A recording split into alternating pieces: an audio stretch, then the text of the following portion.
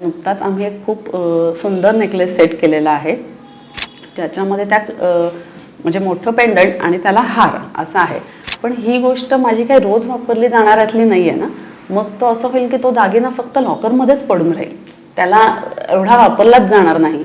आणि त्यांनी कानातलं एवढं मोठं केलेलं होतं, सो एवढं मोठं कानातलं मी कदाचित रोज वापरणार नाही, पण छोटं असेल तर मी रोज वापरू शकते. तर त्या नेकलेस सेटमध्ये आम्ही त्याची हिऱ्याची जी माळ आहे ती पूर्ण सेपरेट होते, म्हणजे त्यांना फक्त एक पेंडंट रोज वापरायचं म्हटलं तरी वापरता येऊ शकतं, अशा प्रकारे चेंज केला आहे त्याच्यामध्ये.